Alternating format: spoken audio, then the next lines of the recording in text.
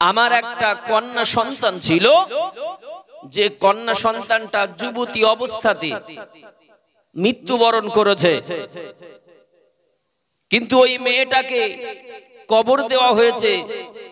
তবে মেয়েটা কি হালাতে আছে, কবরের মাঝে কি অবস্থায় আছে, আমি খবর রাখি না। আমার মনটা চায় মেয়েটার একটু সংবাদ নিতে। তো আপনি এমন কিছু তদবির, এমন কিছু আমল আমাকে শিখিয়ে দিন, যদ্বারা আমি আমার কন্যা সন্তানটাকে যেন স্বপ্ন যোগে দেখতে পারি। ভাইজান আমার, আব্বা জানেরা, খেয়াল করে শ্রবণ করুন। আল্লাহর ওলি খাজা হাসান বসরি রহমাতুল্লাহ আলাইহি ওই মহিলাকে ডাক দিয়ে বলেন, ও আল্লাহর বান্দি, চিন্তা করো না, চিন্তা করো না, আমি কিছু আমল তোমাকে শিখিয়ে দিই। তুমি এশার নামাজ আনতে ওযু করি বিছানায় শুয়ে যাবে, এই আমলগুলো তুমি পড়বে, এই দোয়া দরুদ গুলো তুমি পড়তে থাকবে, নিয়মিত এই আমলগুলো করবে। এই দোয়া দরুদ গুলো পড়তে পড়তে পড়তে পড়তে তুমি ঘুমিয়ে যাবে। আল্লাহ পাক, আল্লাহ তাআলা চাইলে তোমার মেয়েকে তোমায় স্বপ্নে দেখিয়ে দেবে। এ যুবকেরা, এ সোনার মানিক আব্বাজিরা, আল্লাহর ওলি হুজুর হাসান বসরি রহমাতুল্লাহ আলাইহি ওই মহিলাকে কিছু আমল শিখিয়ে দিলেন। ওই মহিলা বাড়িতে চলে এসে আল্লাহর ওলি শিখিয়ে দেওয়া আমলগুলো, দোয়া দরুদ গুলো নিয়ম মতো পড়তে থাকি। পড়তে পড়তে পড়তে পড়তে একদিন দুদিন চলে গেল, কয়েকদিন চলে গেল, বাবা মেয়েটাকে দেখা পেল না। হঠাৎ একদিন ওই মহিলাটা নামাজ আনতে, সেই দোয়া দরুদ গুলো পড়তে পড়তে পড়তে পড়তে তিনি যখন ঘুমিয়ে গেল, আল্লাহর রহমতে ওই মহিলাটা তার কলিজার টুকরি সন্তানকে স্বপ্নের ভিতরে দেখে নিল। মহিলাটা দেখি তার মেয়েটা কলিজার টুকরি সন্তান, যাকে এত আদর স্নেহ মোহাব্বত ভালোবাসা দিয়ে বড় করেছিল, ওই মেয়েটা কবরের ভিতরে বড় আযাবে গ্রেফতার। ওই মহিলাটার হাতে পায়ে, ওই মহিলাটার, ওই মেয়েটার হাতে পায়ে লোহার বেড়ি পড়ানো। ওই মেয়েটার চেহারাটা আলকাতরার নাই কালো হয়ে গেছে। ওই মেয়েটা কবরের ভিতরে বড় আযাবে গ্রেফতার। ওই মেয়ের মা, তার আর ঘুম হলো না বাবা, ঘুমটা ভেঙে গেল। ওই মহিলাটা তার সন্তানের কথা ভেবে ভেবে সারা রাত কেঁদে কেঁদে কেঁদে কেঁদে জারে জার হয়ে গেল। সকাল হতে না হতে ছুট মেরে জামানার ওলি হুজুর হাসান বসরি রহমাতুল্লাহ আলাইহি দরবারে উপস্থিত হয়ে গেল। আল্লাহর ওলি, হুজুর শুনে রাখুন, জেনে রাখুন, আপনি যে তদবির আমায় বলে দিয়েছিলেন, হুজুর ওই আমল করে করে আমি আমার কলিজার টুকরি সন্তানকে কত রজনীতে স্বপ্ন যুগে দেখেছি হুজুর, তবে বড় ভয়ানক স্বপ্ন। হুজুর আমার মেয়েটা আমি দেখেছি তার হাতে পায়ে এমনি করে লোহার বেড়ি, এমনি করে শিকল দিয়ে তার বাঁধা। তার শরীরটা, চেহারাটা এতটাই কলুষিত, আলকাতরার নাই কালো। হুজুর আমার মেয়েটা কবরের ভিতরে বড় আযাবে গ্রেফতার। এই ঘটনা যখন শুনলেন আল্লাহর ওলি খাজা হাসান বসরি রহমাতুল্লাহ আলাইহি, শুনে তিনিও ব্যথিত হলেন। বলল, ঠিক আছে, তুমি যাও, আল্লাহ আল্লাহ করো, আল্লাহর দরবারে তোমার সন্তানের জন্য দোয়া করতে থাকো। ভাইজান আমার, আব্বা জানেরা, কিছুদিন অতিবাহিত হলো। আল্লাহর ওলি খাজা হাসান বসরি রহমাতুল্লাহ আলাইহি হঠাৎ করে একদিন তিনি দেখতে পেল জান্নাতের ভিতরে সুন্দরী একটা রমণী, মাথায় তার নূরের তাজ পড়া, জান্নাতি পোশাক পরে জান্নাতের ভিতরে যেন মহা আনন্দে ঘোরাফেরা করে। আল্লাহর ওলি হুজুর হাসান বসরি রহমাতুল্লাহ আলাইহি ওই মেয়েটা সালাম দেয়, আসসালামু আলাইকা। হে জামানার ওলি হাসান বসরি রহমাতুল্লাহ আলাইহি, হাসান বসরি হুজুর সালামের জবাব দিল, দিয়ে বলে কে গো কে, তোমায় তো চিনতে পারলাম না। ওই মেয়েটা ডাক দিয়ে বলে হুজুর আপনি আমার চিনলেন না, চিনলেন না হুজুর, গত কয়েকদিন পূর্বে একজন মহিলা তার মেয়েকে স্বপ্নে দেখার জন্য আপনার কাছ থেকে যে তদবির বলে নিয়ে গিয়েছিল হুজুর, ওই মেয়েটাই হলাম আমি। হুজুর হাসান বসরি বলেছিল, মেয়ে তোমার মা তো বলেছিল তুমি কবরের ভিতরে বড় আযাবে গ্রেফতার, কিন্তু আমি যে দেখি তুমি জান্নাতি পোশাক পরে, তুমি জান্নাতি তাজ পরে, তুমি যে বড় আনন্দে ঘোরাফেরা করো, কিন্তু তোমার মা যে বলেছিল তুমি কবরের ভিতরে বড় আযাবে গ্রেফতার। ওই মহিলাটা বলেছিল, ও জামানার ওলি হুজুর হাসান বসরি রহমাতুল্লাহ আলাইহি, আমার জননী আমার মা আপনাকে ঠিকই বলেছিল হুজুর, সত্যি আমি বড় আযাবে গ্রেফতার ছিলাম কবরের ভিতরে। মহান আল্লাহ পাক আল্লাহ তাআলা আমাকে বড় আযাবে গ্রেফতার রেখেছিল হুজুর। তবে শুধু আমি একা নয়, আমার মতো আরো কয়েকজনকে কবরে এমনি করে কবরের স্থানে আমরা কয়েকজন বড় আযাবে গ্রেফতার ছিলাম হুজুর। তুমি আল্লাহর একজন মেহবুব বান্দা, আল্লাহর একজন প্রিয় বান্দা, আমাদের কবরের ধার দিয়ে যাওয়ার পথে আল্লাহর নবীর মহাব্বতে আল্লাহর নবীর প্রতি মাত্র একটি বার দরুদ শরীফ তেলাওয়াত করেছিল। ও আল্লাহর ওলি হুজুর হাসান বসরি রহমাতুল্লাহ আলাইহি, শুনে রাখুন, জেনে রাখুন, আল্লাহর ওই বান্দাটা সোনার নবীর মহাব্বতে মাত্র একটি বার দরুদ শরীফ তেলাওয়াত করে ওই দরুদ শরীফের সওয়াব ওই কবরস্থানের কবরবাসীদের রূহের মাগফিরাতের উদ্দেশ্য করে এমনি করে বখশে দিয়েছিল, দোয়া করেছিল। ওই ব্যক্তিটার দোয়া করতে দেরি আমার মতো ওই কবরস্থানে যত কবরবাসী আযাবে গ্রেফতার ছিল সকলকে আমার আল্লাহ মাফ করতে দেরি করেনি। জোরে বলুন না সুবহানাল্লাহ।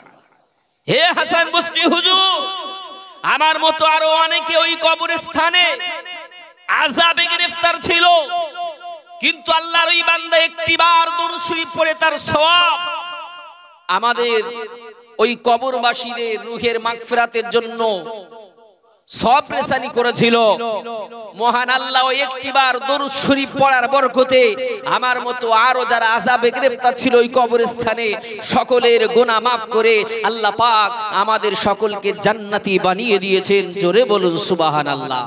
আবার মাত্র একটিবার দরুদ শরীফের সওয়াব, একটিবার দরুদ শরীফ পড়ে তার সওয়াব বখশে দেওয়ার কারণে যদি ওই সমস্ত কবরবাসীরা তারা জান্নাতি হয়ে যায়। আজ সেই সন্ধ্যার পর থেকে কত দরুদ আপনারা পড়লেন, কত কোরআন হাদিসের আলোচনা শুনলেন, শুনছেন, শুনবেন। আবার এর সওয়াব কবরবাসীদের জন্য যখন বখশে দেওয়া হবে, আমরা বিশ্বাসী আশাবাদী এর ওসিলায় আমাদের আত্মীয় স্বজন যারা কবরবাসী তাদের আল্লাহ পাক মাফ করে জান্নাতি বানিয়ে দেবেন। জোরে বলুন সুবহানাল্লাহ।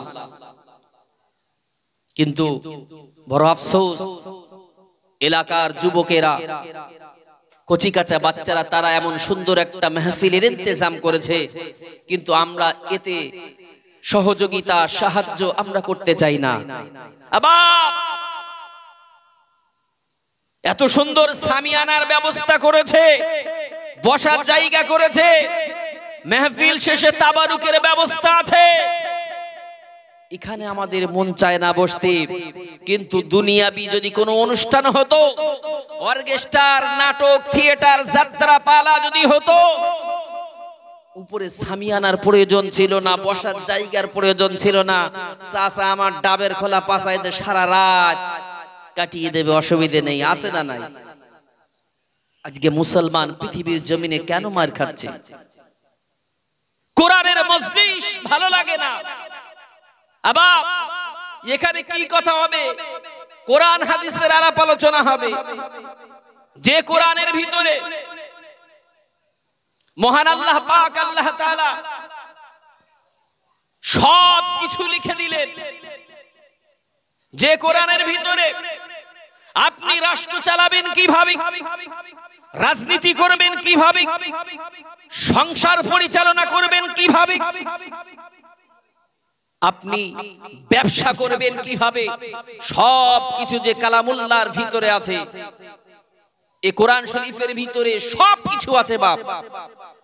শুধু একটা জিনিস বাদে, একটা জিনিস নেই এই কোরআনের ভিতরে, বলতে পারেন কি সেটা? জানা আছে? পৃথিবীর সব কিছু আছে কোরআনের ভিতরে, একটা জিনিস নেই, সেটা হলো মিথ্যা। জোরে বলুন সুবহানাল্লাহ। এই কোরআনে কোনো মিথ্যা নেই। এই কোরআন এমন একটা কোরআন ভাই, পৃথিবীর জমিনে বহু কিতাব আছে, বহু রাইটার কিতাব লিখেছেন, কিন্তু শুরুতে নইলে শেষে বাড়তি একটা কলম তিনি ব্যবহার করেছেন। ভুল ত্রুটি ক্ষমা প্রার্থী থাকে না? থাকে না? জি। কিন্তু এই কোরআনের ভিতরে মহান আল্লাহ প্রথমেই লিখে দিলেন যালিকাল কিতাবু লা রাইবা ফি। এ কোরআনে ভুল তো দূরের কথা, কোন সন্দেহের অবকাশ পর্যন্ত নাই। চিৎকার দিয়ে বলুন সুবহানাল্লাহ। ভুল দূরের কথা, সন্দেহ পর্যন্ত নাই। আজকে সেই কোরআনের আলাপ আলোচনা শুনবো, আমাদের ভালো লাগে না ভাই। আপনি দুনিয়াবি কিতাব ছাড়ুন, আসমানি বহু কিতাব অবতীর্ণ হয়েছে, তার ভিতরে বিখ্যাত মশহুর আসমানি কিতাব হলো চারটি: তৌরাত, জব্বুর, ইনজিল আর কোরআন। এই চারটি আসমানি বিখ্যাত কিতাব, মশহুর কিতাব। আপনি তৌরাতকে জিজ্ঞাসা করুন, তৌরাত তুমি তো আসমান থেকে আগমন করেছো, তৌরাত তুমি তো আসমান থেকে অবতীর্ণ হয়েছো, তো পৃথিবীর জমিনে তোমার নামটা কি একটু বলতে পারবে? ভাইজান আমার, আব্বা জানেরা, খেয়াল করে শ্রবণ করুন। আল্লাহর আসমানি কিতাব তৌরাত কি যখন আপনি তার নাম জিজ্ঞাসা করবেন, তৌরাত বলবে না না না না না, পৃথিবীর জমিনে আমার নামটা কি আমি বলতে পারি না। তৌরাত যখন নিজের নাম বলবে না, আপনি ওই সময় আসমানি কিতাব জব্বুরকে জিজ্ঞাসা করবেন, ওহে জব্বুর, আমরা তৌরাতকে তার নাম জিজ্ঞাসা করেছি, কিন্তু না না না না না, তৌরাত ব্যর্থ হয়েছে, তৌরাত নিজের নাম বলতে পারিনি, এখন তোমার দ্বারস্থ হয়েছি, ওহে জব্বুর, বলতে পারবে নাকি পৃথিবীর জমিনে তোমার নামটা কি? এ যুবকেরা, এ সোনার মানিক বাবাজিরা, তৌরাতের মতো জব্বুরও এমনি ভাবে ইনকার করে দেবে, জব্বুরও অস্বীকার করবে। জব্বুরও বলবে না না না না, পৃথিবীর জমিনে আমার নাম কি আমি তো জানি না, জানি না। তৌরাত যখন বললো না, জব্বুর যখন পারলো না, আপনি আসমানি কিতাব ইনজিলের কাছে পৌঁছে যাবেন।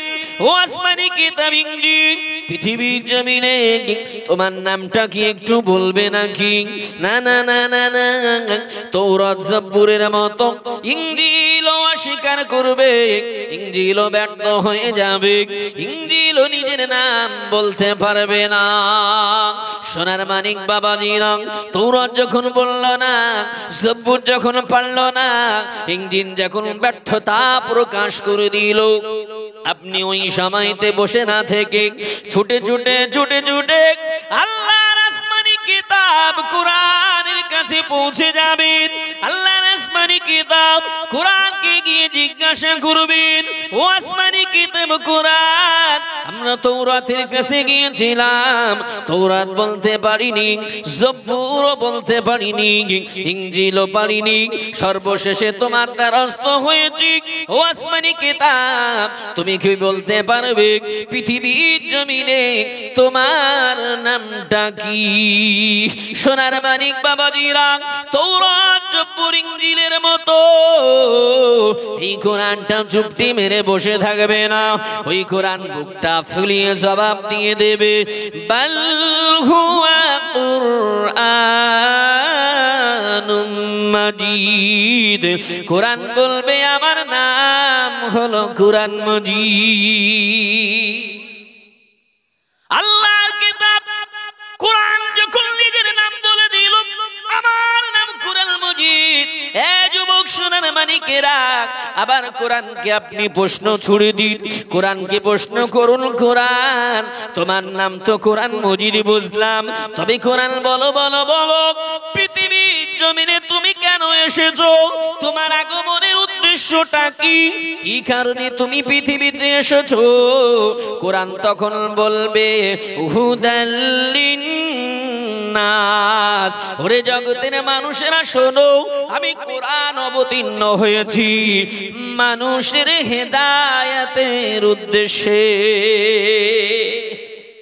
জোরে বলুন না সুবহানাল্লাহ কোরআন বলবে আমি মানুষের হেদায়েতের উদ্দেশ্যে এসেছি আবার কোরআনকে প্রশ্ন করুন কোরআন তোমার নাম কোরআন মজিদ জানলাম তুমি কি কারণে আগমন করেছো সেটাও বুঝলাম তবে কোরআন তুমি কখন এসেছো সেটা কি তুমি বলতে পারবে কোরআন তখন বলবে শাহরু রমাদানাল্লাযী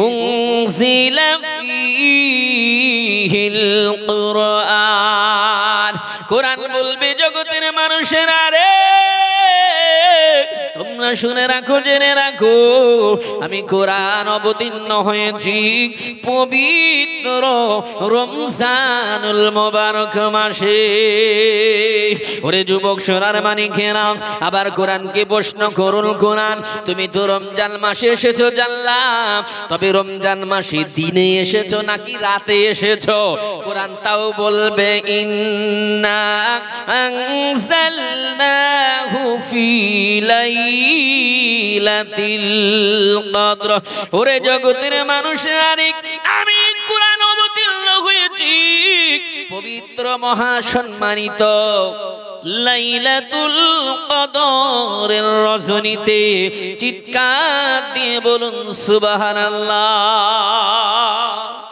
আব্বা আজকে কোন কোরআনের আলোচনা শুনবো যে কোরআন জন্ম থেকে মৃত্যু পর্যন্ত সব বলে দিতে পারে যে কোরআনে সব কিছু আছে বাবা আজকে সেই কোরআনের আলোচনা শুনবো এখানে আমাদের মন ভালো লাগে না আমরা শুয়ে পড়েছি সকাল সকাল আমরা রাস্তাঘাটে ঘোরাফেরা করছি মেলা ঘাটে ঠেলাঠেলি করছি এই কোরআনের মাহফিলে আসতে আমাদের ভালো লাগে না ভাইজান আমার আব্বা জানেরা ভুল বুঝবেন না মনে ব্যথা নেবেন না কারণ এই পৃথিবীর জমিনে কেউ আমরা চিরজীবন বসবাস করব না আজকে কবরবাসীদের রোগের মাগফিরাতের জন্য আপনারা বসেছেন একদিন এমন হবে আমরা কবরে শায়িত হয়ে যাব আমাদের আত্মীয় স্বজনেরা তারা আমাদের রোগের মাগফিরাতের জন্য এমন মাহফিলের ইন্তজাম করবে স্বাভাবিক কিনা বাপ কারণ চিরজীবন কেউ বসবাস করতে পারবে না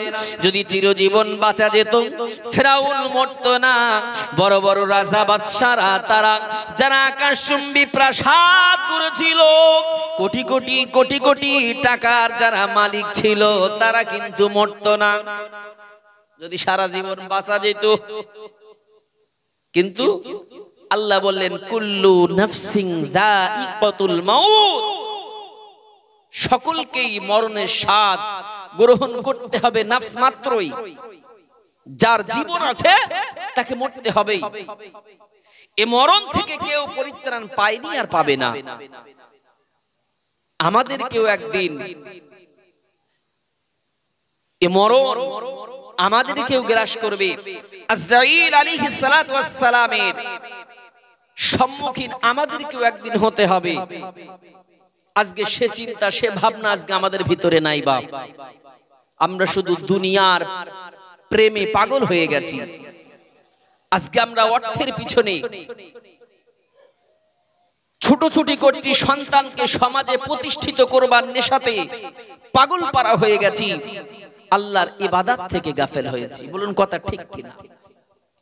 আল্লাহ রাব্বুল আলামিন বলেন, ইয়া আইয়ুহাল্লাযীনা আমানু লা তুলহিকুম আমওয়ালুকুম ওয়ালা আওলাদুকুম আন যিকরিল্লাহ ওয়া মান ইয়াফআল যালিকা ফাউলাইকা হুমুল খাসিরুন।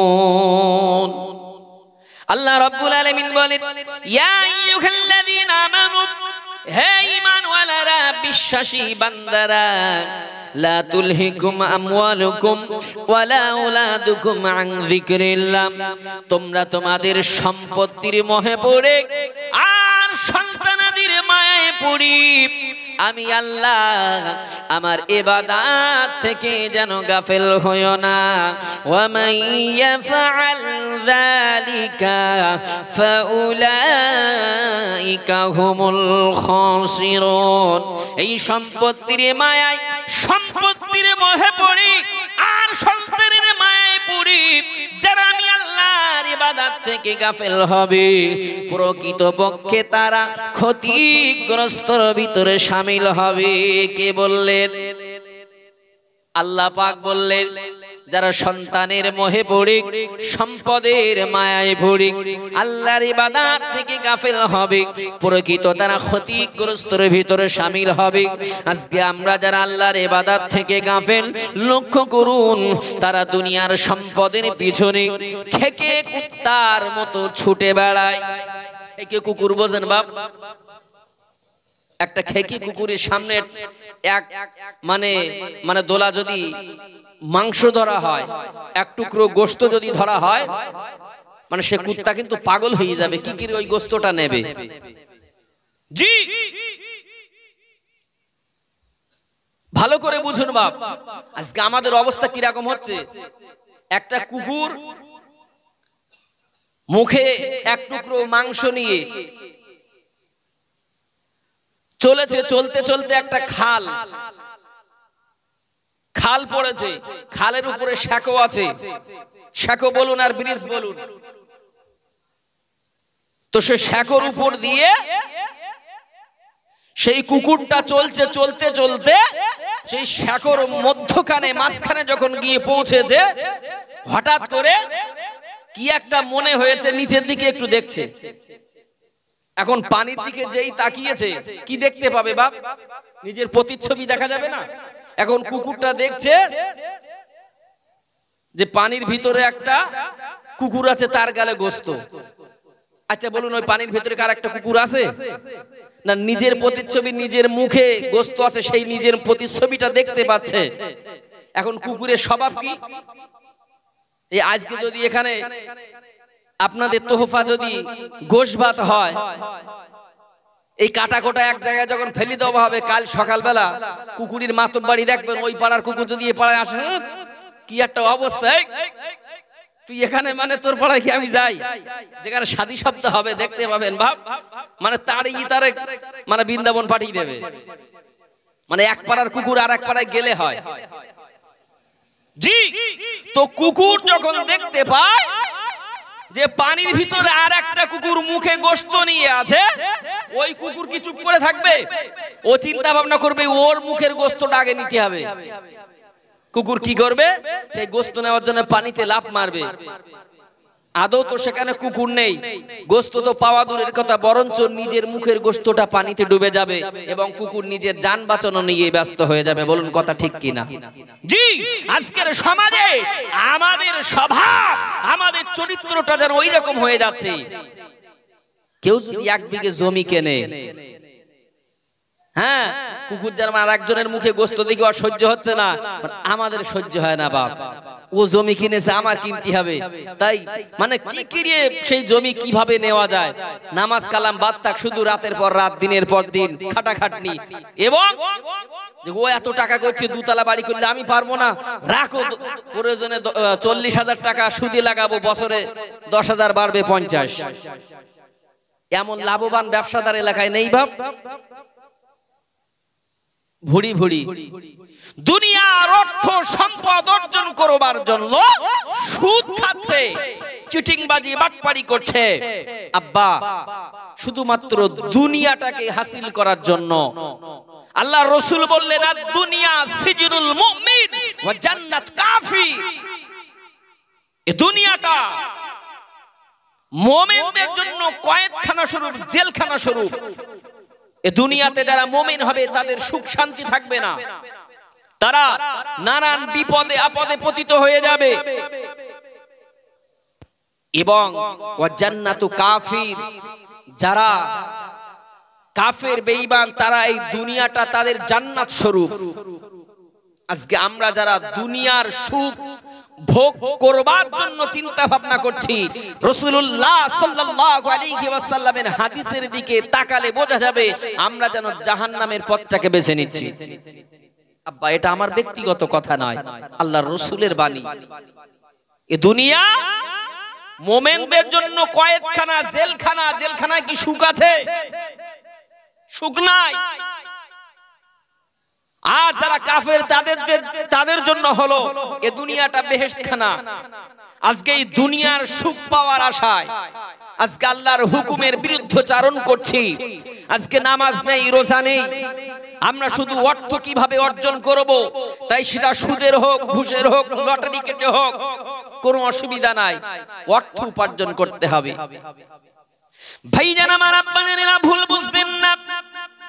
আল্লাহ রাব্বুল আলামিন বললেন ফাআম্মা মান তাগা ওয়া আসারাল হায়াতাদ দুনিয়া ফাইন্নাল জাহিমা হিয়াল মাওয়া ওয়া আম্মা মান খাফা মাকামা রাব্বিহি ওয়া নাহান নাফসা আনিল হাওয়া ফাইন্নাল জান্নাতা হিয়াল মাওয়া। চিৎকার দিয়ে বলুন সুবহানাল্লাহ। আল্লাহ রাব্বুল আলামিন বললেন ফাআম্মা মান তাগা, যারা নাকি সীমা লঙ্ঘন করবে, ওয়াসারুল হায়াতাদ দুনিয়া, আর যারা দুনিয়াকে প্রাধান্য দিবে। দুনিয়াকে প্রাধান্য দেওয়া মানে সীমা লঙ্ঘন বলতে আল্লাহ রাব্বুল আলামিন নামাজকে ফরজ করেছে, কিন্তু নামাজ আমরা পড়ি না। আজকে এখানে এত সুন্দর জান্নাতি বাগান বসেছে, এখানে আমাদের মন বসতে চায় না। আজকে আমরা দুনিয়ার সুখের পিছনে আমরা মেলায় ঠেলাঠেলি করি, এক কথায় দুনিয়ার পিছনে ছুটি।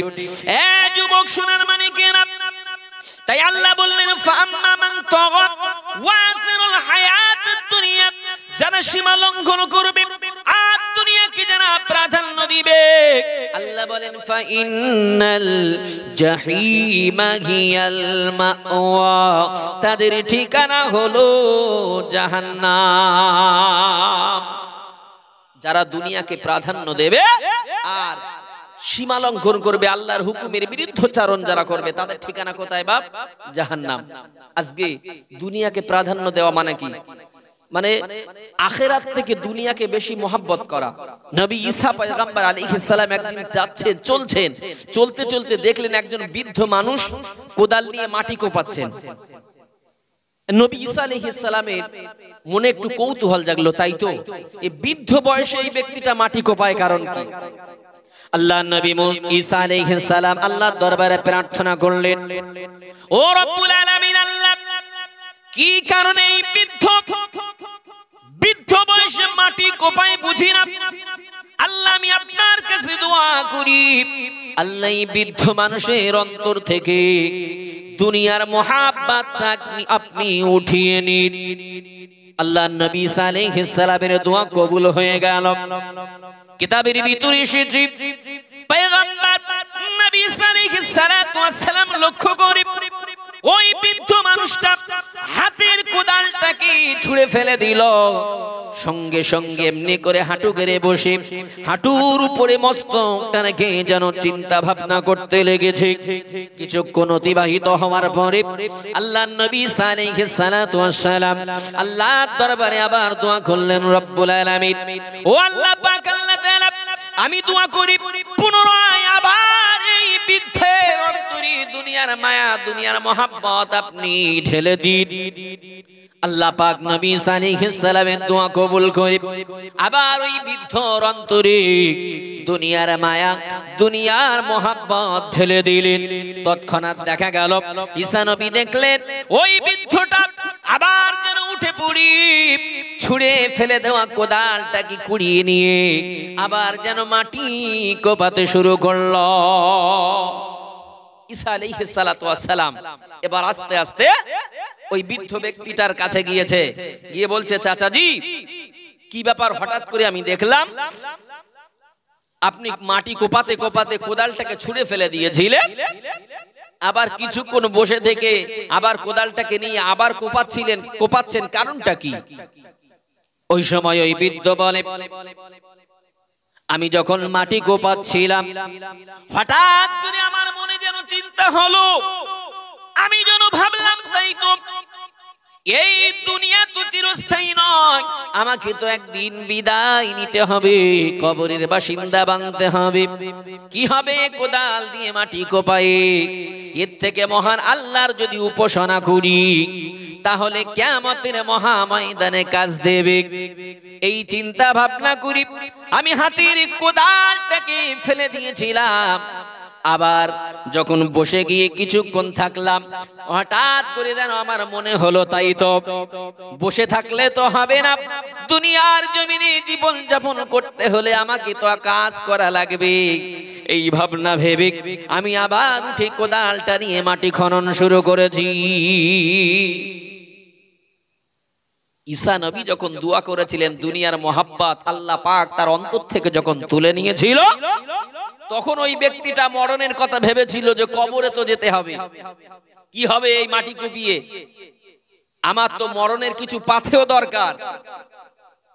পৃথিবীর জমিন থেকে আজকে আমরা কবরের চিন্তা করি না বাপ।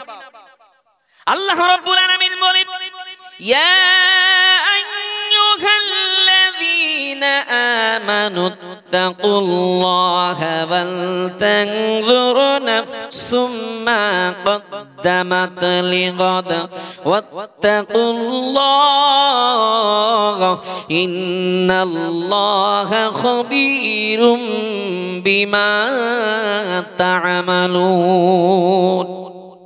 আল্লাহ রাব্বুল আলামিন বলেন, ইয়া আইয়ুহাল্লাযীনা আমানুত্তাকুল্লাহ, হে ঈমানওয়ালা বিশ্বাসী বান্দারা, তোমরা আমি আল্লাহকে ভয় করো। ওয়াল তানজুর নাফসুম মা কদ্দামাত লিগাদ, আর তোমরা পরকালের জন্য কি পাথেয় সংগ্রহ করেছো সে বিষয়টা একটু ভাবনা চিন্তা করো। ওয়াত্তাকুল্লাহ, পুনরায় বললেন তোমরা আমি আল্লাহকে ভয় করো। ওয়াল তানজুর নাফসুম মা কদ্দামাত লিগাদ ওয়াত্তাকুল্লাহ ইন্নাল্লাহা খাবীরুম বিমা তা'মালুন। তোমরা পৃথিবীর জমিনে যে কর্মই করো না কেন আমি আল্লাহ সব কিছু অবগত। আল্লাহ বললেন তোমরা আমি আল্লাহকে ভয় করো, আর কিয়ামতের মহাময়দানের জন্য পরকালের কি পাথেয় সংগ্রহ করেছো তার কথা একটু তোমরা ভাবো। আর আবার বললেন তোমরা আমি আল্লাহকে ভয় করো, আমি আল্লাহ সবকিছু অবগত, তোমরা যা কিছু করছো। অনেক মানুষ আছে বাপ রাতের অন্ধকারে জি সুদের টাকা লেনদেন করে, আবার দিনের আলোতে মসজিদে নামাজ আদায় করে, আছে না নাই? মুখে দাঁড়িয়ে আছে, সুদের টাকা লেনদেন করে, রাতের অন্ধকারে কেউ দেখেনি। আবার কেউ দেখুক আর না দেখুক, জি বিশাল মরুভূমিতে ছোট্ট একটা বালুকণা যদি পড়ে থাকে সে খবর আমার আল্লাহ রাখে না। অতল সমুদ্রের নিচে ছোট্ট একটা নুরি পাথর যদি থাকে সে খবরও আমার আল্লাহ রাখে না। আল্লাহ রাব্বুল আলামিন বলেন নাহানু আকরাবু ইলাইহি মিন হাবলিল ওয়ারিদ। বান্দারে আমি আল্লাহ তোদের ঘাড়ের শিরা অপেক্ষাও নিকটে। বান্দা রাতের অন্ধকারে মানুষের চোখের অন্তরালে যেখানে লুকিয়ে যে পাপ কর্মে লিপ্ত হোক না কেন কেউ না দেখুক, দেখে কে বাপ? আল্লাহ। আল্লাহর চোখ থেকে ফাঁকি কেউ দিতে পারে না। তো আল্লাহ বললেন কিয়ামতের মহাময়দানে পরকালের জন্য তুমি কি পাথেয় সংগ্রহ করেছো সে চিন্তা তুমি করো। বৃদ্ধ বলছে ওই সময় হঠাৎ আমার মনে পড়ে গেল আমাকে তো মরতে হবে, পরকালের জন্য আমি কি সঞ্চয় করেছি এই চিন্তা ভাবনা করি। পরকালের কথা ভেবে আমি কোদালটাকে ছুঁড়ে ফেলে দিয়ে মস্তকটা অবনত করে চিন্তা করছিলাম। হঠাৎ করে যেন আমার মনে হলো দুনিয়ায় থাকতে গেলে আমাকে তো খেতে হবে, তাই আমি আবার ফেলে দেওয়া কোদালটাকে নিয়ে মাটি খনন শুরু করেছি। মানে আল্লাহ পাক আবার যখন তার অন্তরে দুনিয়ার মায়া ঢেলে দিয়েছে আবার কোদাল এনে বৃদ্ধ বয়সে কোপাচ্ছে। আবার আজকে আমাদের অনেক চাচা বুড়ো হয়ে গেছে, তারপরেও চাচার এখনো নামাজ পড়ার বয়স হয়নি, আছে না নাই? জি, চাচা দুনিয়ার পিছনে ছুটছে খেকে কুত্তার মতো, কিন্তু মসজিদে মুয়াজ্জিন আজান দিচ্ছে ষাঁড়ের মতো চাচা গর্দান উঁচু করে মসজিদের সামনে দিয়ে বেরিয়ে যাচ্ছে। চার দোকানে বসে চাচা গল্প দিচ্ছে, আমি নামাজ পড়ি না তাই কি আমার ঈমান ঠিক আছে, আছে না নাই? যুবক শুনে রাখুন, ওরা হলো হাইব্রিড মার্কা বেঈমান, শুকনো বেঈমান। আরো কিছু থাকলে বলতে পারেন। জি, একজন ঈমানদার আর বেঈমান চেনার মাধ্যম হলো নামাজ। তুমি বলছো আমি নামাজ পড়ি না ঈমান ঠিক আছে, তোমার মতো বাটপার দুনিয়ায় দুটো নাই। নামাজ পড়ি না ঈমান ঠিক আছে। জি, পৃথিবীর জমিনে কিয়ামতের মহাময়দানে আল্লাহ রাব্বুল আলামিন কিছু জাহান্নামীকে প্রশ্ন করবেন। আল্লাহ বলবেন মা সালাকাকুম ফি সাকার, ও জাহান্নামীরা আজকে তোমরা কি কারণে জাহান্নামে পতিত হলে, তোমাদের অপরাধটা কি ছিল? ওই সময় জাহান্নামীরা তারা আল্লাহ কি জবাব দিবে? ক্বালু লাম নাকু মিনাল মুসাল্লিন। রব্বুল আলামিন পৃথিবীর জমিনে আমরা নামাজ আদায় করিনি, আর ওই নামাজটাকে আদায় না করার কারণে কিয়ামতের মহাময়দানে আমরা পাকড়াও হয়েছি, আজকে আমরা জাহান্নামী বনে গেছি। আজকে সেই নামাজটাকে আমরা হেলায় অতিবাহিত করে দিচ্ছি। অনেক মানুষ আছে নামাজের সময় পায় না বাপ। জি, কাজের সময় পায়, চায়ের দোকানে বসে আড্ডা মারার সময় পায়, কিন্তু নামাজের সময় পায় না। আজকে নামাজটাকে আমরা হেলায় কাটিয়ে দিই, কিন্তু নামাজ না পড়া কত বড় অপরাধ একটু খেয়াল করুন বাবা। আল্লাহর নবী মুসা পয়গম্বর আলাইহিস সালাতু ওয়াস সালামের জামানাতে একজন মহিলা এসেছে আল্লাহর নবী মুসা আলাইহিস সালামের দরবারে, নবীজি আমি বড় অন্যায় করেছি, পাপ করে ফেলেছি। কি অন্যায় তুমি করেছো? হুজুর আমি বড় অন্যায় করেছি, আমার আল্লাহ আমাকে maaf করবে কিনা বলুন। মুসা নবী বলে কি অন্যায় তুমি করেছো সেটা তো আগে বলবে, আমি কিভাবে বুঝবো? এমন সময় ওই মহিলা বলতে চায় না, কেঁদে কেঁদে কেঁদে কেঁদে শুধু জানে যার হয়। বারংবার মুসা নবী আলাইহিস সালাতু ওয়াস সালাম যখন জিজ্ঞাসা করি, অবশেষে মহিলাটা কাঁদতে কাঁদতে বলে, নবীজি আমি মহিলা বড় অন্যায় করে ফেলেছি হুজুর, আমি একজন পরপুরুষের সঙ্গে জিনায় লিপ্ত হয়ে গিয়েছিলাম। হুজুর আমি একজন পরপুরুষের সঙ্গে জিনা করে ফেলেছিলাম। শুধু কি তাই নাকি হুজুর?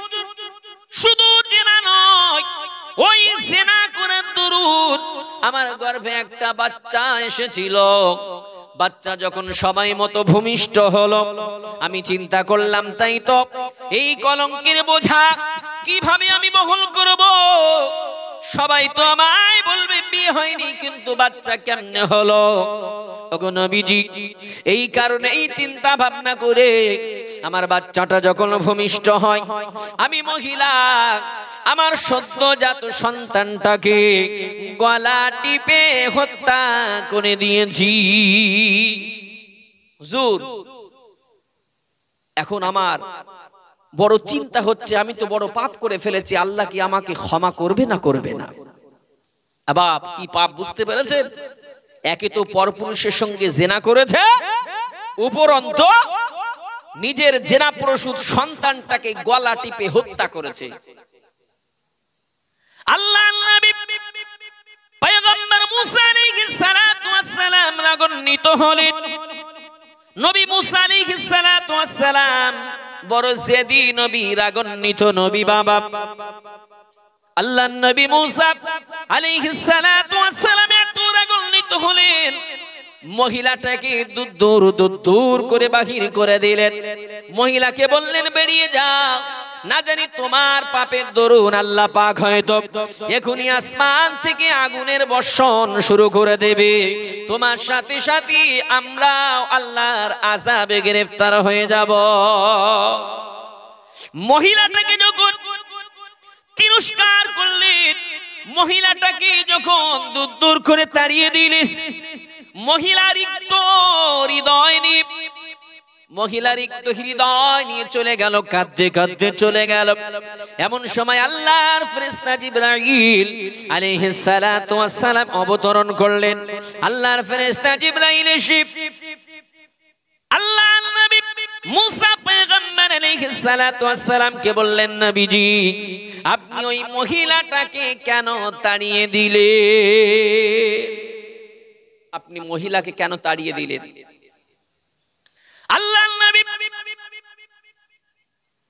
মুসা পয়গম্বর আলাইহিস সালাতু ওয়াস সালাম বলে, জিবরাইল ওই মহিলা এত অন্যায় করেছে, এত পাপ করেছে, না জানি ওর পাপের দরুন আল্লাহ পাক হয়তো আসমান থেকে আগুনের বর্ষণ করবে, আর ওর কারণে আল্লাহর ওই আযাবে হয়তো আমরাও গ্রেফতার হয়ে যেতে পারি। তাই ওই মহিলাকে আমি তাড়িয়ে দিয়েছি। ওই সময় জিবরাইল ফেরেশতা বললেন, ও নবীজি আপনি কি জানেন না মহান আল্লাহ পাক যারা তওবা করে ক্ষমা ভিক্ষা করে, আল্লাহ পাক তাদেরকে বড় পছন্দ করে। আপনি শত গুনাহ করলেও আপনি যদি তওবা করেন বাপ, আল্লাহ পাক তওবাকারীকে বড় পছন্দ করেন। আল্লাহ রাব্বুল আলামিন বলেন, ইন্নাল্লাহা ইউহিব্বুত তাওয়াবিনা ওয়া ইউহিব্বুল মুতাতাহহিরিন। আল্লাহ বলে, আমি আল্লাহ যারা তওবাকারী তাদেরকে বড় পছন্দ করে থাকি। যারা তওবা করে আর নাপাকি হইতে যারা পাক হয় তাদেরকে আল্লাহ বড় পছন্দ করেন। এখন নবী মুসা আলাইহিস সালাতু ওয়াস সালামকে বললেন, নবী মুসা ওই মহিলাটা তো তওবা করবে, এই চিন্তা ভাবনা নিয়ে আপনার কাছে এসেছিল, আপনি কেন তাকে তাড়িয়ে দিলেন? আপনি কি জানেন ওই মহিলার থেকে আরো বড় বড় গুনাহগার আপনার সম্মুখে বিচরণ করে, ঘোরাফেরা করে? মুসা পয়গম্বর অবাক যে নিজে একজন পরপুরুষের সঙ্গে জিনা করলো এবং নিজের জিনা প্রসূত সন্তানটাকে গলা টিপে হত্যা করলো, ওর থেকেও চরম গুনাহগার কি আছে? আল্লাহর ফেরেশতা জিবরাইল বলল, ও পয়গম্বর মুসা আপনি কি জানেন ওর থেকে আরো চরম গুনাহগার আপনার সম্মুখে বিচরণ করে? নবী মুসা আলাইহিস সালাম অবাক হয়ে গেল। নবী মুসা আলাইহিস সালাতু ওয়াস সালাম ওই সময় ফেরেশতা জিবরাইলকে জিজ্ঞাসা করলেন, ও ফেরেশতা জিবরাইল, ওই মহিলা থেকে আরো গুনাহগার কারা? আল্লাহর ফেরেশতা জিবরাইল বললেন, নবীজি, ওই মহিলা যে নাকি অপরের সঙ্গে জিনায় লিপ্ত হয়েছে, তদুপরি নিজের সন্তানটাকে নিজে গলা টিপে হত্যা করলো, ওর থেকেও চরম গুনাহগার হলো তারা যারা নামাজ পড়ে না। জোরে বলুন না নাউযুবিল্লাহ। আবার আজকে আমাদের সম্মুখে কত বেনামাজি ঘোরাফেরা করে, আছে না নাই? তাহলে কত বড় পাপী, কত বড় গুনাহগার একটু ভাবুন। হ্যাঁ, আর তুমি চার দোকানে গিয়ে গল্প মারছো আমি নামাজ পড়িনি, ঈমান ঠিক আছে? হ্যাঁ ভাইজান বাবাজিরা খেয়াল করুন, যে কথা বলছিলাম, আল্লাহ রাব্বুল আলামিন বললেন, ফাআম্মা মান তাগা ওয়া আসারাল হায়াতাদ দুনিয়া ফাইন্নাল জাহিমা হিয়াল মাওয়া। আল্লাহ বললেন, জগতের মানুষেরা তোমরা শুনে রাখো, যারা সীমা লঙ্ঘন করবে, ওয়া আসারাল হায়াতাদ দুনিয়ার যারা দুনিয়াকে প্রাধান্য দিবে, ফাইনাল জাহিমা হিয়াল মাওয়া তাদের ঠিকানা হবে জাহান্নাম। আজকে পৃথিবীর জমিনে অনেক মানুষ আমরা আছি বাবা, আল্লাহর কাছে দোয়া করি কিন্তু দোয়া কবুল হয় না, আছে না নাই? কেন দোয়া কবুল হয় না? দোয়া কেন কবুল হয় না বাপ? আপনার মনে আছে দুনিয়ার মহাব্বত, আল্লাহর মহাব্বত নাই, কেমনে কবুল হবে? খেয়াল করে শ্রবণ করুন বাবা, কিতাবের ভিতরে এসেছে আল্লাহর একজন পয়গম্বর নবী মুসা আলাইহিস সালাতু ওয়াস সালাম রাস্তা দিয়ে হেঁটে হেঁটে যায়। হঠাৎ করে পয়গম্বর মুসা দেখতে পেল রাস্তার ধারে একজন ব্যক্তি দুটি হাত তুলে রোনাজারি করে কান্নাকাটি করছে। দুটি হাত তুলে যখন কান্নাকাটি করছে, আল্লাহর পয়গম্বর মুসা তার পাশ দিয়ে তার গন্তব্যে বেরিয়ে গেল। অনেকক্ষণ পরে তার কাজ মিটিয়ে যখন আবার তিনি সেই রাস্তা দিয়ে ফিরে আসেন, তিনি দেখতে পেলেন সেই ব্যক্তি তখনও হাত তুলে রোনাজারি করতেছে। মুসা আলাইহিস সালাম গিয়েছেন, তখনও দেখছেন যেভাবে কান্নাকাটি করছিল হাত তুলে পাগল পাড়া হয়ে, আসার সময়ও দেখছে সেই তদ্রূপ অবস্থা।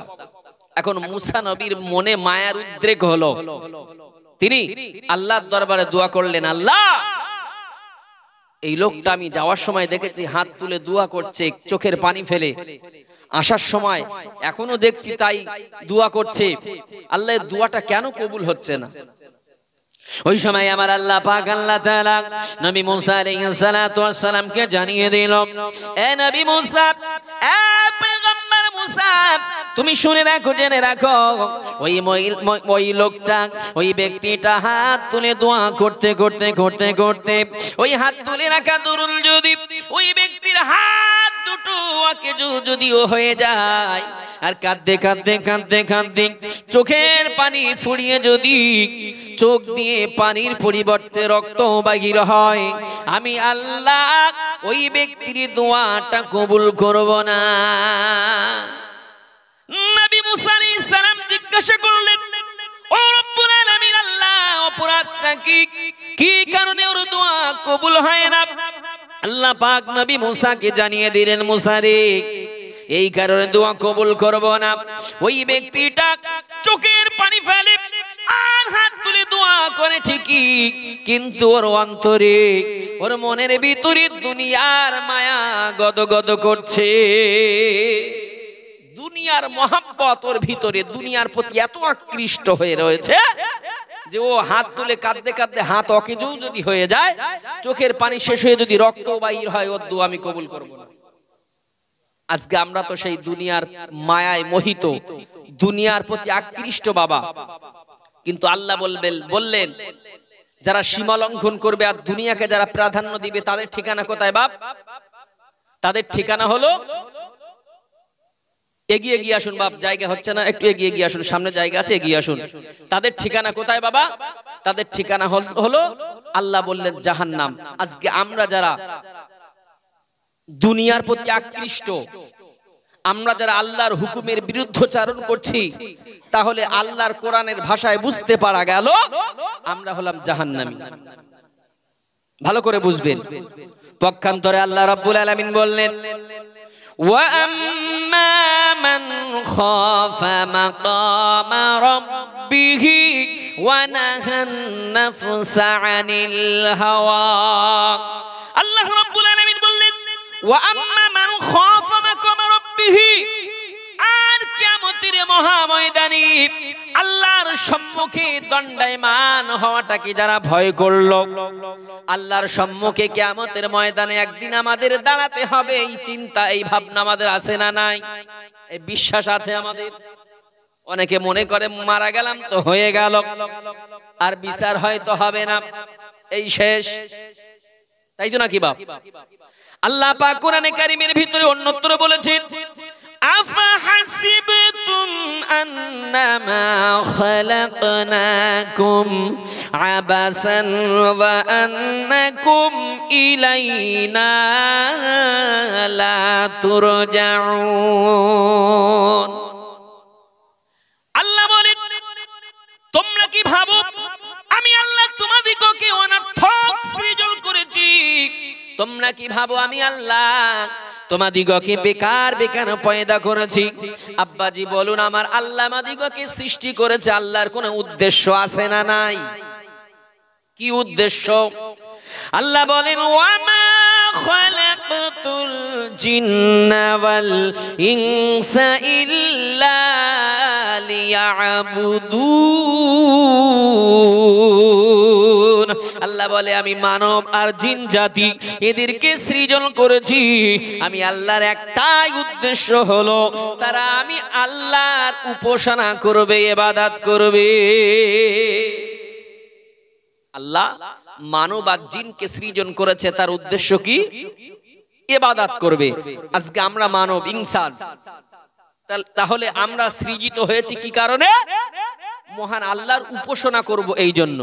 ভাই ভালো করে বুঝুন, আপনি ধরুন বাড়ির উঠানে একটা সুন্দর আমের চারা রোপণ করেছেন, অম্রপালি হোক, ন্যাংরা হোক, হিমসাগর হোক, খুব সুন্দর একটা আমের চারা এমনি সচরাচর হাটে পাওয়া যায় 50 টাকা 40 টাকা।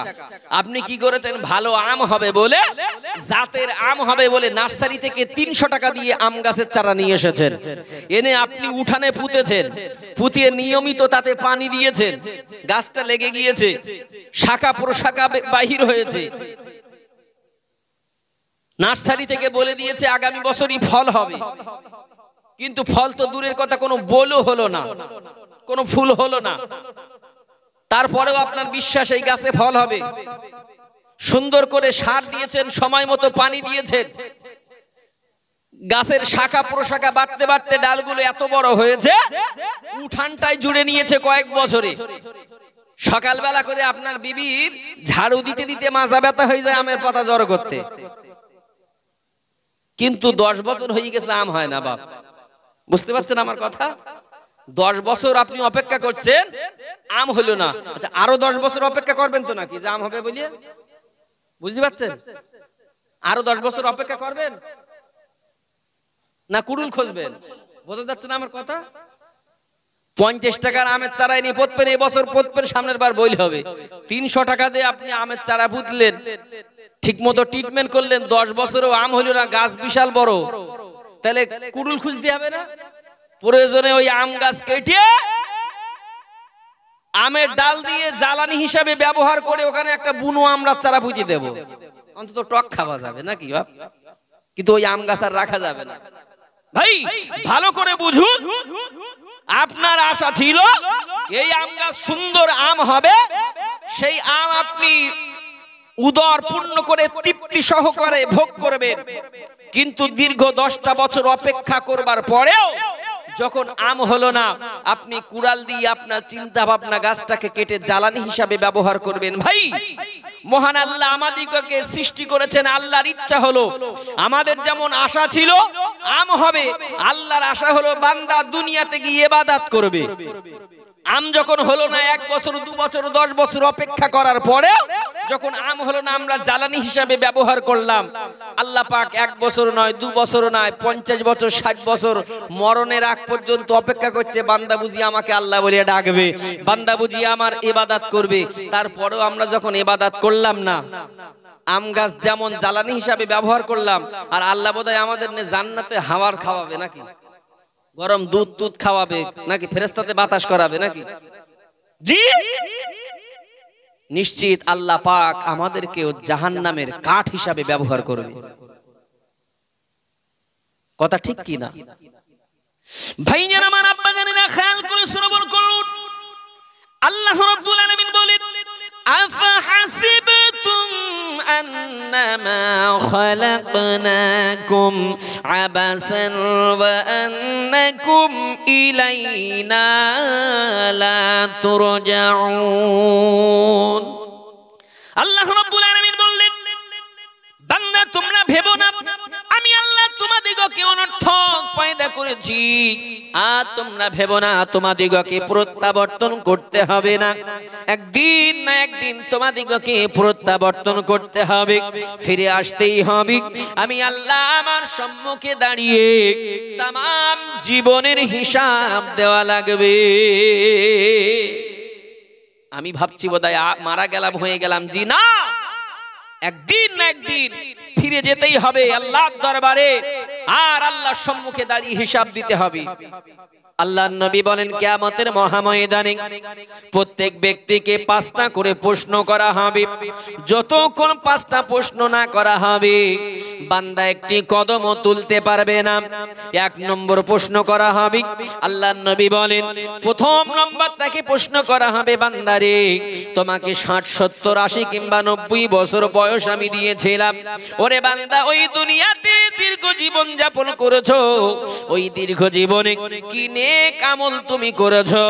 আমি আল্লাহ আমার সম্মুখে হিসাব দাও, আমার সম্মুখে হিসাব দাও। আজকে আমি ভাবছি দুনিয়ার জমিনে চিটিংবাজি করেছি, বাটপানি করেছি, আমি ভাবছি বোধহয় জিতে গেছি, হিসাব দেওয়া লাগবে না। না রে বন্ধু, আল্লাহর সামনে একদিন তোমাদের দাঁড়াতে হবে, তোমাদের তামাম জীবনের হিসাব দিতে হবে বাবা।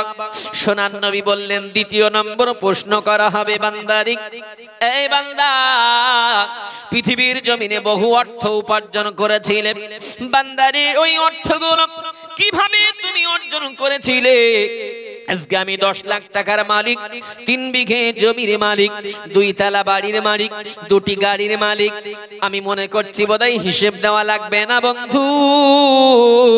আল্লাহর নবী বলেন, সব কিছু পুঙ্খানুপুঙ্খানুভাবে হিসাব দিতে হবে। আল্লাহ বলবেন, বান্দারে তুই এই সমস্ত অর্থগুলো উপার্জন করেছিলি, তুই সৎভাবে উপার্জন করেছিলি নাকি অপরের মাল আত্মসাৎ করেছিলি, নাকি পাকারও হক ফাঁকি দিয়েছিলি, ভাইয়ের হক ফাঁকি দিয়েছিলি, নাকি বোনের হক ফাঁকি দিয়েছিলি? ওরে বান্দারে, নাকি এতিমের মাল আত্মসাৎ করেছিলি? বান্দারে, নাকি সুদের টাকায় তুই বড় লোক হয়েছিলি? এমনি না করে নাকি তুই এমনি করে লটারি কেটে পয়সা উপার্জন করেছিলি? সমস্ত হিসাব আল্লাহর দরবারে দিতে হবে। 3 নম্বর আল্লাহ পাক প্রশ্ন করবেন। আল্লাহর নবী বলেন, পৃথিবীর জমিনে তুই অর্থ সম্পদ গুলো তুই যে ব্যয় করেছিলি, আপনি মনে করছেন আমার টাকা আমি ব্যয় করব, তোরে কৈফিয়ত দেব না। কৈফিয়ত দুনিয়ার জমিনে না দিলেও আল্লাহর দরবারে কৈফিয়ত দিতে হবে। আপনি অর্থের মালিক বলে ডান্স হাঙ্গামা দিলেন, আপনি অর্থের মালিক বলে আপনি দুনিয়াবি যে এমনি করে গোনার অনুষ্ঠান করলেন, গোনার কাজে টাকা ব্যয় করলেন, কিয়ামতের ময়দানে আপনাকে হিসাব দিতে হবে। আল্লাহ বলবেন, বান্দারে তুই অর্জিত অর্থগুলো, তোর ওই উপার্জিত অর্থগুলো কি কাজে তুই ব্যয় করেছিলি? আমি আল্লাহ আমাকে হিসাব দে। সেদিন হিসাব দিতে হবে বাবা। চতুর্থ নম্বর প্রশ্ন আল্লাহ পাক করবেন, ওরে বান্দারে, আমি যে তোকে যৌবন দিয়েছিলাম, ওই যৌবন কালটা তুই কিভাবে ব্যয় করেছিস? আজ আমি আল্লাহর দরবারে হিসাব দে। আজকে যুবকেরা মনে করে যুবক বয়সটা বোধহয় ফুর্তি করার বয়স, যুবক বয়সটা বোধহয় সকিনা জরিনার পিছনে কাটানো বয়স। ওরে বন্ধু, না না না না, এই যুবক বয়সটাই হলো মহান আল্লাহর ইবাদত করার বয়স। কারণ আল্লাহর নবী বলেন, একজন বৃদ্ধ যদি 70 রাকাত নামাজ পড়ে, ওই বৃদ্ধকে যতটা সওয়াব দেওয়া হবে, আর একটি যুবক 1 রাকাত নামাজ পড়লে ততটি সওয়াব তাকে দেওয়া হবে। জোরে বলুন না সুবহানাল্লাহ। একজন বৃদ্ধ মানুষ 70 রাকাত নামাজ পড়বে যে সওয়াব, একটা যুবক 1 রাকাত নামাজ পড়বে সেই সওয়াব। আর আমরা যুবক বয়সটা শুধু পরের মেয়ের পিছনে কাটিয়ে দিলাম, কথা ঠিক কিনা? ভাইজান আমার, আব্বা জানেনা, ভুল বুঝবেন না। পঞ্চম নম্বরে আল্লাহর নবী বলে, বান্দাকে মহান আল্লাহ প্রশ্ন করবে, বান্দারে, তোমাকে জ্ঞান বিবেক বুদ্ধি দিয়েছিলাম, ইলম আমি দিয়েছিলাম, ওই ইলম অনুযায়ী জ্ঞান অনুযায়ী কি আমল তুমি করেছো? আমি আল্লাহ আমার সম্মুখে হিসাব দাও। আমাদের জ্ঞান বিবেক বুদ্ধি সব আছে, এটা করলে গুনাহ, এটা করলে নেকি। জি, তারপরেও আজকে মুসলমানের ছেলেরা অনেক আছে, সবাই জানি যে দুধ হচ্ছে হালাল আর মদ হারাম। অনেক মুসলমান আছে ওই দুধ বিক্রি করে দুধের টাকায় মদ খায়, আছে না নাই? অনেক যুবক আজকে মুসলমানের ঘরে ঘরে, প্রায় যুবক আজকে মদে অভ্যস্ত, মদটাকে ফ্যাশন মনে করে। জি, আল্লাহর নবী বলেন, লা ইয়াদখুলুল জান্নাতা মুদমিনু খামরি, যারা মদ খেতে অভ্যস্ত তারা কখনো জান্নাতে যাবে না। আবার অনেক মানুষ আছে, আমি মদ খাইনি, আমার বন্ধু বান্ধব খায়, তাদের মদ একটু বইয়ে দেই, আছে না নাই? ও মদ খেয়ে যতটা গুনাহ করলো, বইয়ে এনে ততটা গুনাহ করলো। জি আব্বা, তাই আপনাদেরকে বলবো, এই সমস্ত গুনাহের কাছ থেকে বিরত থাকুন, ফিরে আসুন। কিয়ামতের ময়দানে যাররা যাররা আমাদের হিসাব দেওয়া লাগবে। আমি আপনি মনে করছি আল্লাহর সামনে দাঁড়াতে হবে না, না। তাই আল্লাহ রাব্বুল আলামিন বললেন, ওয়া আম্মা মান খাফা মাকামা রাব্বিহি ওয়া নাহান নাফসা আনিল হাওয়া ফাইন্নাল জান্নাতা হিয়াল মাওয়া। আল্লাহ রাব্বুল আলামিন বললেন, ওয়া আম্মা মান খাফা মাকামা রাব্বিহি, আর কিয়ামতের মহাময়দানে আল্লাহর সম্মুখে দণ্ডায়মান হওয়াটাকে যারা ভয় করলো, ওয়া নাহান নাফসা আনিল হাওয়া, আর নিজের নফসের খায়সাত থেকে যারা দূরে থাকলো। নফসের খায়সাত বলতে, নফস বলছে চাঁদপুরে জলসা হচ্ছে, ওখানে গিয়ে বসতে হবে না, তুমি বাড়িতে লেপের ভেতর ঢুকে পড়ো, এটাই হলো নফসের খায়সাত। মসজিদে আজান হচ্ছে, নফস বলতে ওখানে যাওয়া লাগবে না, চায়ের দোকানে বসে গল্প করো, ওটা হলো নফসের খায়সাত। এই নফসের খায়সাত থেকে দূরে থাকতে হবে কিভাবে? নফসের এমনি করে মুখে লাথি মেরে, শয়তানের মুখে লাথি মেরে, নফসের তাবেদারি না করে আপনি লেপ থেকে উঠে আপনি এই মাহফিলে চলে আসবেন। শয়তান আপনার নফস বলছে নামাজে যেতে হবে না, চায়ের দোকানে বসতে হবে, আপনি নফসের খায়সাতের দিকে না গিয়ে আপনি উজু করে মসজিদে ঢুকে যাবেন। নফস বলছে সুদ খেয়ে টাকা অর্জন করতে, না না না না, আপনি গরিবী হালাতটা বেছে নেন। বন্ধু, আল্লাহর নবী বলেন, একটা গরিব মানুষ এমনি করে জান্নাতে চলে যাবে, আর তারও 500 বছর পরে একজন ধনী ব্যক্তি তার হিসাব শুরু হবে। ধনী ব্যক্তি ছাড়া একজন গরিব ব্যক্তি 500 বছর পূর্বে জান্নাতে চলে যাবে। জোরে বলুন সুবহানাল্লাহ। পৃথিবীতে গরিবী হালাতটা বড় ভালো। আল্লাহ রাসূল সাল্লাল্লাহু আলাইহি ওয়াসাল্লাম গরিবী হালাতটাকে বেছে নিয়েছিলেন। আল্লাহর নবী আম্মা জান ফাতেমার গৃহে একদিন গিয়েছেন। আম্মা জান ফাতেমাতুজ জোহরা বললেন, আব্বাজি গত 3 দিন আমি কিছু খাই না, আমাদের চুলায় আগুন জ্বলে না। আল্লাহর নবী পেটটা এমনি করে দেখিয়ে দিলেন, আম্মা রে,